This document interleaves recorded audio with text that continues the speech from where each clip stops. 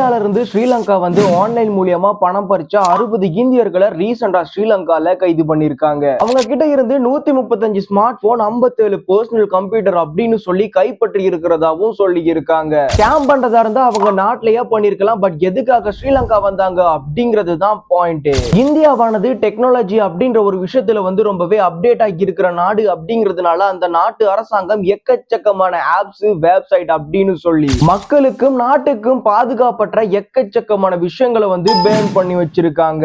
So இந்த ஒரு விஷயம் ஸ்ரீலங்கால இல்லாதனால ஸ்ரீலங்காவோட சோர்சஸை யூஸ் பண்ணி நேஷனல் லெவல் ஆரம்பிச்சு இன்டர்நேஷனல் லெவல் அப்படின்னு சொல்லி எக்கச்சக்கமான ஸ்கேம்ல இருந்து சூதாட்டம் வரைக்கும் 5000 ரூபாய் முதலீடு பண்ணா 3000 ரூபாய் லாபம் பார்க்கலாம் அப்படின்னு சொல்லி ஸ்கேம் பண்ணி பல லட்சம் காசு பார்த்திருக்காங்க. இந்த விஷயம் தொடர்பா ஸ்ரீலங்கன் போலீஸ் வந்து இன்னுமே இன்வெஸ்டிகேஷன் பண்ணும் போதுதான் இந்தியால இருந்து மட்டுமே இல்லாம சீனா, பாகிஸ்தான், மால்டீவ்ஸ் அப்படின்னு சொல்லி